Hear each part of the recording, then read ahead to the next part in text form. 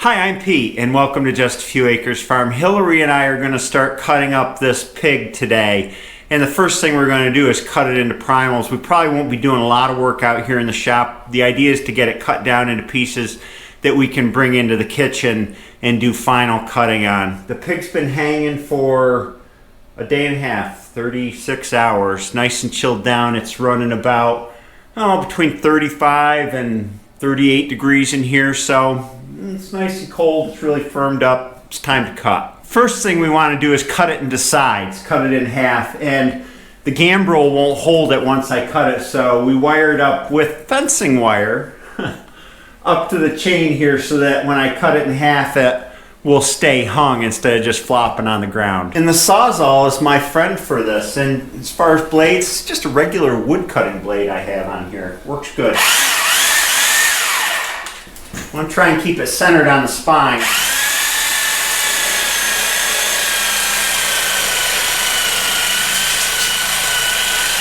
How am I doing, Hill? Am I on the spine? Yeah.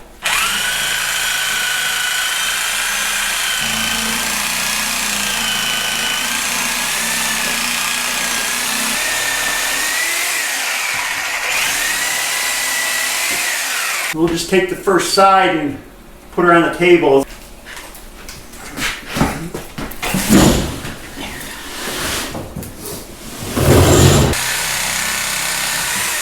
Here's the side of pork. So we've got the front leg here. This is where the butt roast would come from in here. We've got loin back through here where you get your pork chops and loin roast. The tenderloin is buried back in here inside the body cavity. Here's the leaf lard inside the body cavity here. And then moving back, this is the sirloin area where the tailbone or the end of the spine arches up. That's all sirloin chops. This is kind of a mess of bones in here. Tough to debone. And then of course you've got the ham back here, the rear leg. Probably about everybody at this point has seen the Bearded Butcher's video where they part out a pig, and they do it in kind of the typical American way where they make a cut. I can't remember, I think it's the third or fourth rib in, and they'll take this off, turn this into butt roast. But I have a different idea. How you cut a pig all depends on what you want out of it. And as I said in the last video, we want a lot of grind for hot sausage and ground pork because our family eats a lot of that. So I'm going to part out the pig in the traditional way, cutting the ham off back through here.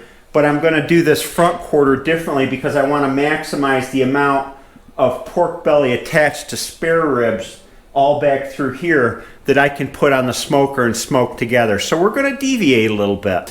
Does that make me a deviant? Yes, it does. Well, so we'll just separate this ham off first and get the weight off of the side before I go to cut in the front. And we're just going to cut to the bone here all the way around, and then I'll saw through the bone. And again, we're amateurs. We've done this before, but we don't do this every day, so that's the way it is. Yep. Just take that right off. There's the joint right there. I might not need the knife or the saw. There we go. This is all going to grind. Then we'll clean out this leaf lard inside. Just trim it against the ribs here. And we're going to save all this lard to cut sausage and ground pork with. None of the lard will go to waste, that's for sure. I got a little bit of belly on that. Cut the tenderloin out so the tenderloin sits right back here against the bone.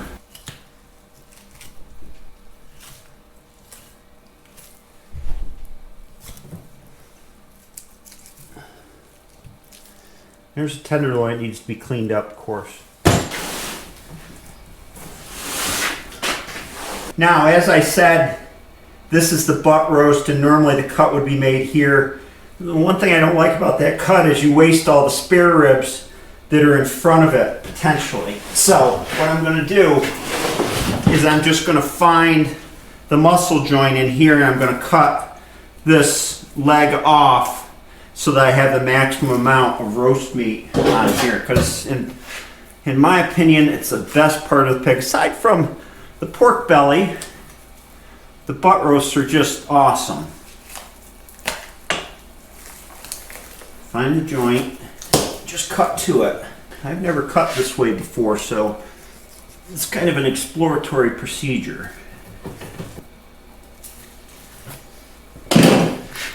That's all going to grind too. This will wind, if you make this into roast, it winds up being kind of like a ham. It's not real marbled in here. And one of the reasons that hams are cured and smoked is because if you just cook them sort of call a fresh ham without smoking them and curing them, they could be a dry cut. They could be a dry, tough cut. Oh, it looks like I made a mess in here, but we're going to wind up making this longer roast. Just going to take excess fat off here, and again, that's going into grind. I always take these dried bits of meat off. I don't want to grind up those hard bits in, but we'll do a lot of that cleanup in the house. Take this off and leave it as roast or pork belly meat right back.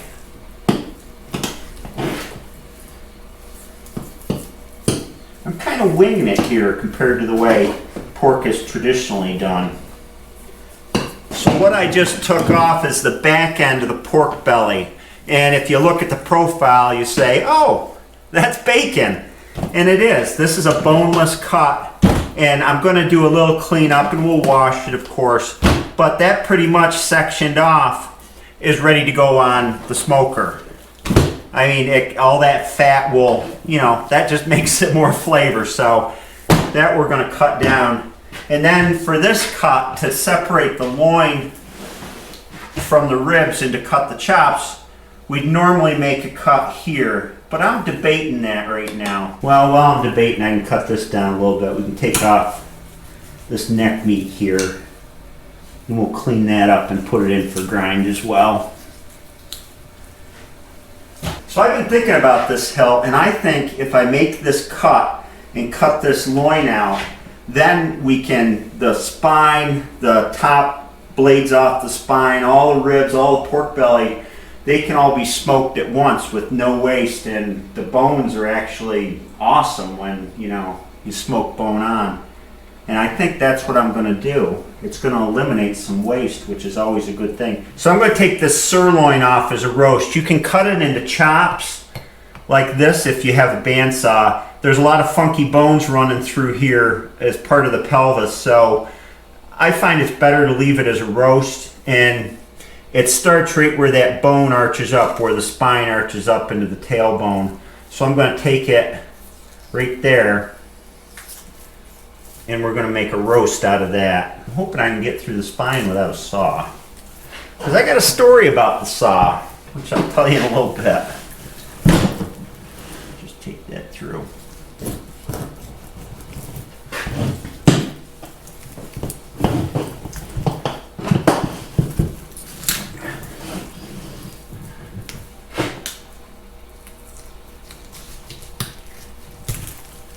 That's a nice sirloin roast.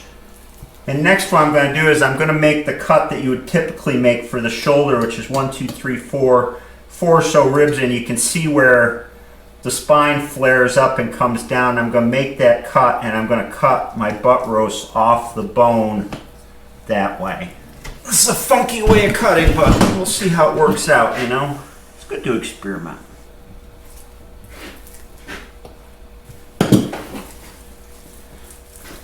This is all pork butt right here. So it looks like we're going to get 2 nice sized roasts per side. Now this is our chops and our pork belly. And so now that I've got both lines established, I can just cut, and I got one line right here, and I got this line coming back. We'll just take the cut, and we're just going to fillet the loin right out from the ribs. And these are going to create boneless chops. If I had a bandsaw, I love bone-in chops, but I don't have a bandsaw, and we don't do this enough to justify buying a meat bandsaw. So, boneless chops it is. And this is our pork loin and pork chops, starting at the loin back here, and then coming up into rib chop up here. We'll slice that up for chops. Take this end of the spine off here. There we go.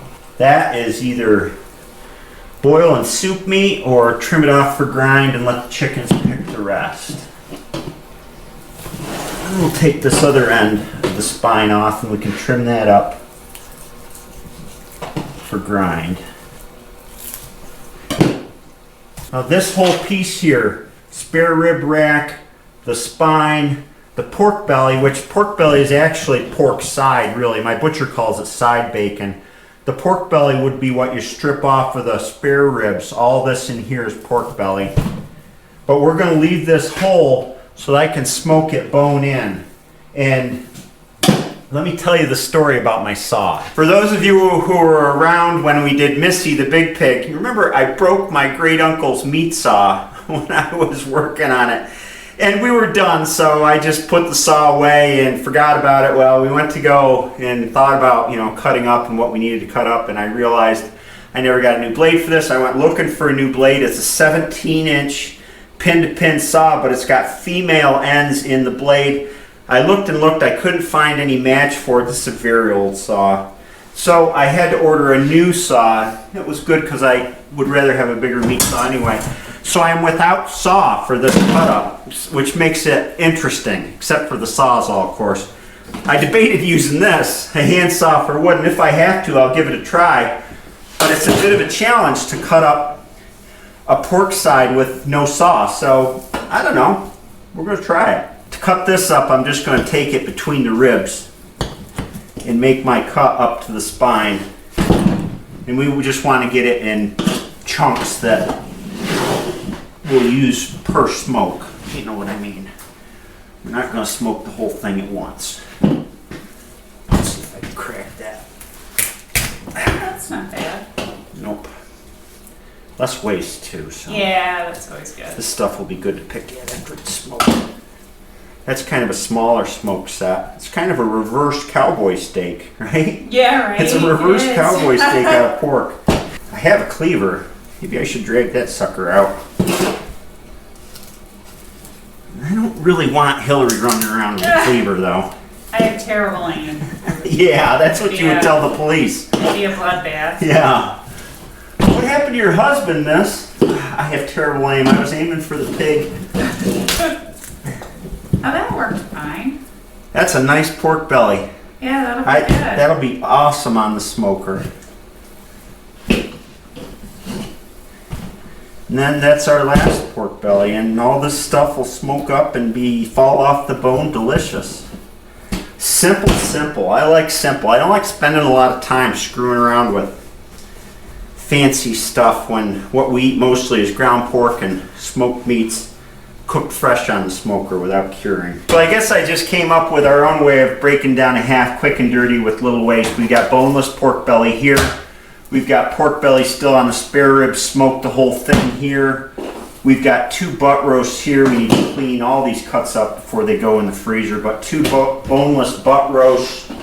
And then we've got some meat to clean off or to boil down for soup. And then we've got chops to cut still. And then we've got the rear ham that we're going to cut for grind. A big sirloin tip roast. And some miscellaneous stuff to cut down and grind, lard to cut into the grind to get it to the fat content that we want. And that's an easy farmer way of doing it. Find the easy way to get things done without a lot of messing around or a lot of waste. So we brought all the chunks to be ground into the house because it's nicer to work in here on the kitchen counter. And Hillary's deboning the front leg and I'm going to debone the rear. We're just going to cut the bones out and then we'll make them into grind meat. We do like ham, but we let our butcher smoke the ham. We've got 4 or 5 cases of hams out in the freezers in the garage. So my kids eat a lot of ground pork, mainly as burgers. And then we use ground pork in pasta sauce, chili, and hot sausage as well. We'll substitute into those things. So ground pork is more of a staple for us. A ham, we'll eat them once in a while, but not like ground pork. So We try to get as much grind as we can out of these. I think with Misty we made like 200 pounds of grind. It was a lot. Yeah, she was so big. Clean that up a little bit more afterwards. So that there is a deboned ham. Wow. When I do deer shanks and deer ribs, and actually I take the whole front, including the shoulder blade of the deer, make one big roast out of it, and then braise it in the oven, cook it at 200, 250 all day long till it falls off the bone. That's the only way I've been able to cook deer shanks in a way that they turn out real good. Some people just throw them out. I'm like, oh, that's a shame. A lot of people in the last video mentioned, what about the heart, the liver, the tongue? I don't eat them. I eat beef, liver, heart, and tongue. Like them. I don't eat pork, liver, heart, and tongue. And I'll tell you what, I got about 25 of each in the freezers. You can't sell them. They just don't sell around here. They sell for dog food. In fact, that's what my butcher does. If I don't ask him for it back, that's what it gets sold for, dog food. Not a popular thing, at least in this area. I wind up selling them for $1 a pound as dog food, if I can get that. And lard, can't sell lard. Can sell rendered lard, but the butchers won't render it anymore, so you gotta have a licensed kitchen to render lard, which is when you cook it down, take out the cracklings, and then you wind up with lard that you can use. I can sell fat cuttings off of the pig, but nobody wants to render it. Nobody cares for it. Our source of lard in our kitchen is always bacon fat. We always keep all the bacon fat and we use that in cooking, and that's where we get our lard from because it's a byproduct of the cooking. But rendering lard, oh man, it's a smelly process. We've rendered it in the house before, in the whole house. It's not something you want to do inside. The people I know at soap makers that we usually trade a lot of lard for soap from, they do it outside. That's going to have to be cleaned up. These shanks are just a pain. I don't know, I guess maybe the word delicacy means not a lot of people eat it. That's part of it. Oh, it's a delicacy. Well, not to most people. Most people won't eat it. Cultural thing too. What you eat is a cultural thing, I guess. We're all done trimming that half, and this is all the grind we got out of it. I would guess there's between 30 and 40 pounds there, if I had to guess. Yeah. Not a very good guess at weight though. I guess I could stick it on the scale, but it's a pot full. We'll just say it's pot full. And what we'll do is we'll cover this and put it in the fridge, and we always wait to do ground pork and hot sausage till the end, till we've got everything else put away in the freezer. So next step is to cut off the rest of that half and wrap it and get it in the freezer. Hillary had to take our daughter Cora to work, but I'm gonna go ahead and part out this second side if I can get it on the table. I guess I won't show you this one because it's gonna be the same as the other one. A couple things I did want to note though. We're doing this for our own consumption. That's why we don't have face masks on, hair nets, all that stuff. We're not that worried about it. And I'm doing this in my shop because it's the only place I got to do it. And we're not putting pieces of pork on dirty tractor parts or anything like that. So we're trying to keep everything relatively clean. But it's a farm, you know. This is just the way we do it. Hillary and I have a bunch of reasons for doing this pig ourselves rather than sending it to the butcher. The first is the butcher was booked. We had slots for 14 pigs in the fall. We filled them all, but we grew out 15, so that's the way the butcher industry is these days. The other thing is that it costs us about $300 a pig. It depends a lot on how much sausage and smoked meat you get.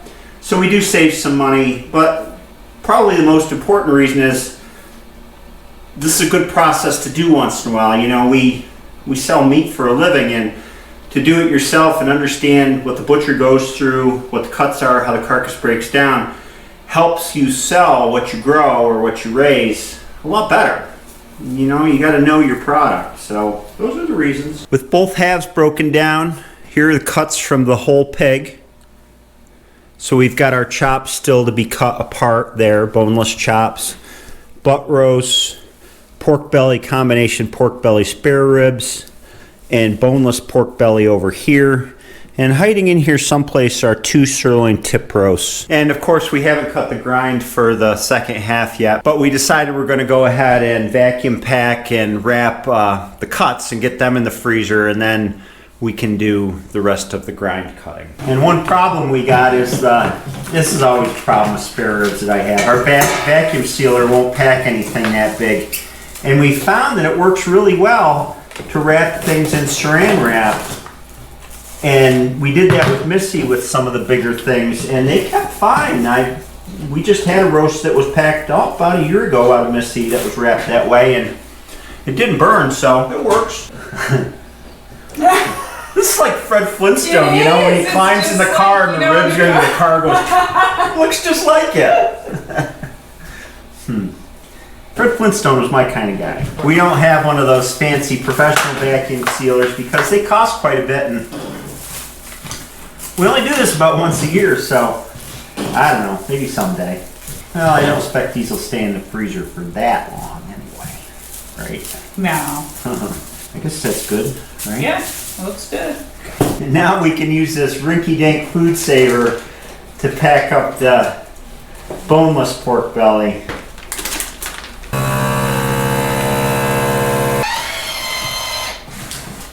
Here's one. Next we'll wrap the 2 sirloin tip roasts. I have a delicious way of making these, actually making burnt ends in the oven, braising and then making burnt ends. I'll have to show in a video one of these days. That's what I use these roasts for. Alright, there's one. This is the last cut we got to go. Cut the chops down, and we like our chops about 3/4 inch thick. They cook quick that way. They're very easy to cook. So I just eyeball and cut them. These are straight loin through here. Just one muscle, the loin. And then as we go forward, we'll get into the rib chops. Yeah, now we're getting into the rib chops. Equivalent to a ribeye on beef. Hillary's sorting the chops. We're doing packs of 5 because there's 5 people in our family. This is the last thing we got to vacuum pack. Yeah, it is. Round and easy. At least they haven't overheated yet. Well, that's it. Everything, all the cuts are bagged up, and we've just got this trim left to grind, but we're going to call it a day today, and we'll cut this up tomorrow. And then we'll probably grind on Monday because I'm waiting for sausage seasoning to come in the mail. So, it took us, we had about 6 hours of work, I guess, doing all this. It wasn't too bad. I don't know. Like I said, butchering isn't my favorite thing, so I'm glad we're almost done. Grinding's easy. You know, that was pretty tiring. Luckily, I got a reward planned for tonight. Here's Hillary and Maya, and I guess we'll let the kids eat some too. Reward. Fresh pork butt from the pig we just cut up. Cook it for dinner. We're gonna do it my favorite way. All of our favorite way. Truss it up with butcher's string here. Keep it from falling apart. Well, I think I need my glasses. I can't seem to tie a knot without them anymore. A judicious amount of Montreal steak seasoning. It's showtime. Set it and forget it.